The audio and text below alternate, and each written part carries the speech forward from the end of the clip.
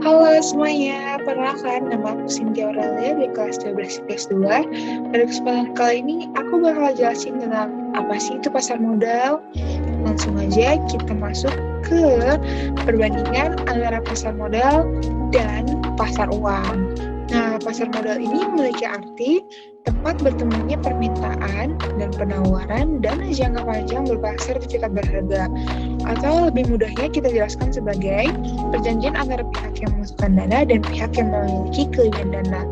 Nah, maka dari itu biasanya perusahaan atau emiten itu membutuhkan para investor untuk membantu berjalannya sebuah perusahaan itu. Karena para investor itu memiliki dana yang berlebih untuk membantu para emitennya. Apa sih itu emiten? Apa sih itu investor? Nanti bakal aku jelasin di slide berikutnya. Nah, pasar uang ini artinya pasar tempat bertemunya permintaan dan penawaran jangka pendek baik berupa surat berharga atau valuta asing. Nah, biar kita bisa tahu lebih paham perbedaan antara pasar modal dan pasar uang, bakal kita bahas nih di sini.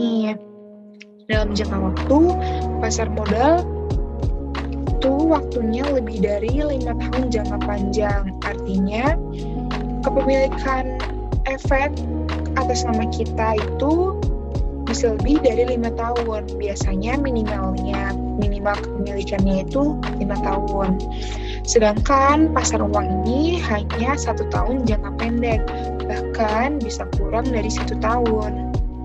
Lalu ada produk yang dihasilkan dari pasar uang dan pasar modal. Yang pertama, produk yang dihasilkan dari pasar modal itu ada saham, obligasi, reksadana. Nanti apa sih itu saham, apa sih itu obligasi, apa sih itu reksadana, nanti bakal aku jelasin di slide berikutnya. Lalu produk apa yang dihasilkan dari pasar uang? Ada valuta asing, surat Bank Indonesia, SPPU. Lalu ada hasil yang dihasilkan dari pasar modal dan pasar uang. Apa sih hasilnya dari pasar modal? Yaitu ada saham. Kalau kita ikut saham, nanti hasilnya itu berupa capital gain dan dividen. Kalau kita ikut obligasi, ada bunga. Nah, apa sih itu capital gain? Apa itu dividen? Apa itu obligasi? Nanti bakal aku jelasin lagi nih di slide berikutnya. Lalu, hasil apa yang dihasilkan dari pasar uang? Semua hasil dari pasar uang itu berupa bunga, nggak sama kayak pasar modal. Biasanya tergantung dari apa yang kita ikutin. Lalu yang terakhir perbandingannya itu ada pelaksanaan. Pelaksana ini berarti perusahaan atau siapa sih yang mengurus arus dari pasar modal dan pasar uang. Pelaksana dari pasar modal itu ada perusahaan efek dan bursa efek. Sedangkan pasar uang, semua arusnya itu dikendalikan oleh Bank Indonesia. Selanjutnya, ada pelaku dari pasar modal. Yang pertama ada emiten, yaitu merupakan perusahaan yang menerbitkan saham atau obligasi.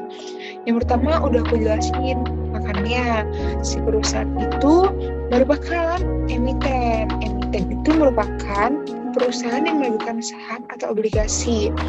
Lalu yang kedua ada investor. Investor merupakan pihak yang memiliki kelebihan dana. Maka dari itu, emiten membutuhkan investor untuk membantu berjalannya sebuah perusahaan. Yang ketiga ada pialang atau broker, yaitu merupakan pihak ketiga atau perantara dalam jual beli efek di pasar modal.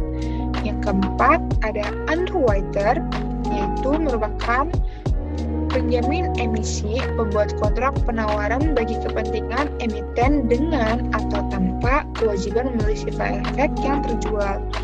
Nah, biasanya di awal perjanjian atau kontrak antara emiten dan investor itu ada perjanjian apakah si investor itu harus membeli sisa efek yang tidak terjual. Yang terakhir ada manajer investasi.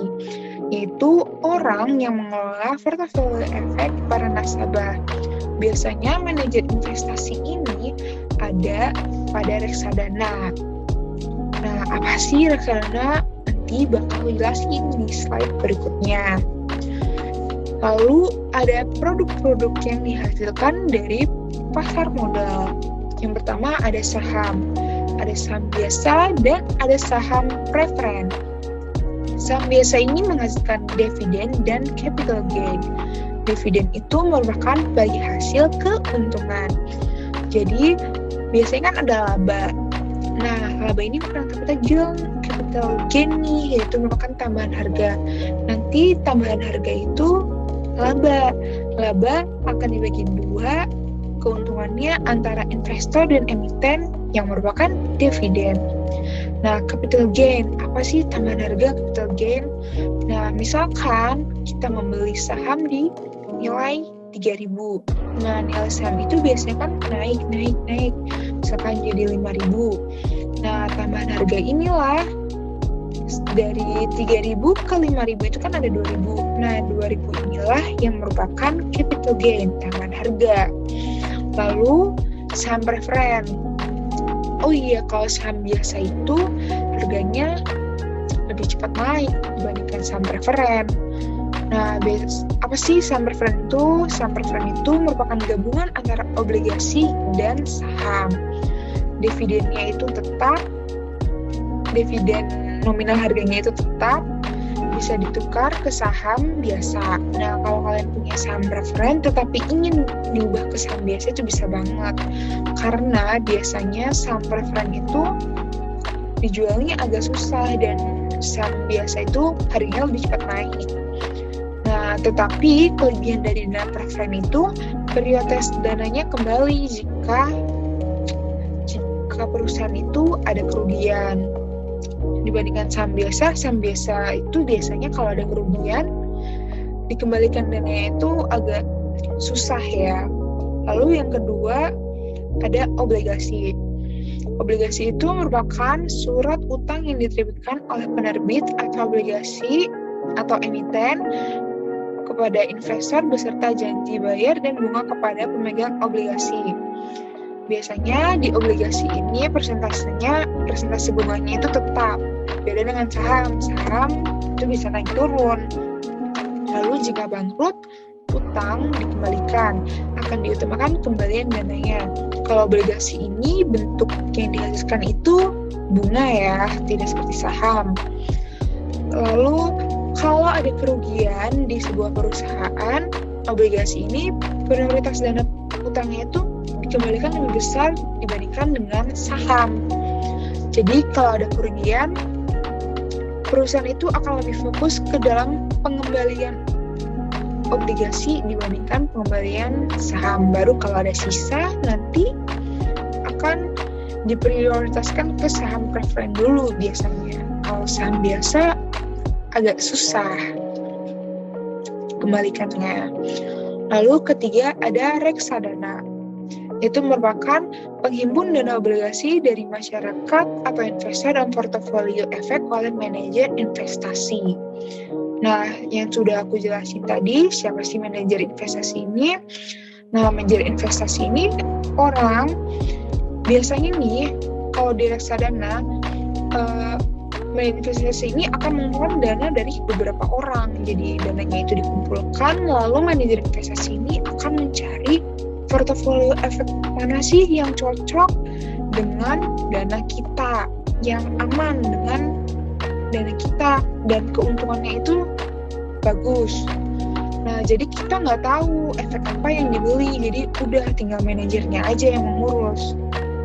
Nah, portofolio efek ini biasanya berupa saham atau obligasi. Jadi kita nggak usah ngurus apa-apa, jadi tinggal manajer investasinya aja nih yang mikir. Nah, mendapatkan return berupa presentasi yang hampir mirip dengan bunga. Yang keempat ada Exchange Traded Fund atau ETF, yaitu merupakan reksadana berbentuk investasi kolektif yang penyertaannya diperdagangkan di bursa efek. Jadi, menjual reksadana untuk beli saham berupa saham dan obligasi, lalu mendapatkan dividen. Jadi, kita kita membeli saham. Nah, saham itu akan dibelikan saham lagi oleh manajer investasi tersebut. Jadi kita beli saham, sahamnya dibelikan saham lagi. Lalu kita akan mendapatkan hasil yang berupa dividen. Yang kelima ada derivatif, merupakan produk turunan berupa kontrak atau perjanjian yang peluang keuntungannya terkait dengan kinerja aset lain. Biasanya contohnya itu berupa warrant dan right. Warrant itu merupakan hak yang berkaitan dengan pemegang saham untuk membeli saham dalam jangka waktu tertentu. Kalau right, hak pemegang saham untuk membeli saham tambahan yang dikeluarkan emiten. Lalu ada apa sih fungsi dari pasar modal? Yang pertama ada pemerataan pendapatan. Karena dalam jangka waktu tertentu, saham-saham yang sudah dibeli akan membagikan dividen kepada para investornya. Yang kedua, meningkatkan kapasitas produksi. Modal yang diterima dari para investor dapat dipergunakan untuk mengembangkan perusahaan sehingga produktivitas perusahaan tersebut akan ikut meningkat juga. Yang ketiga, ada meningkatkan pendapatan negara.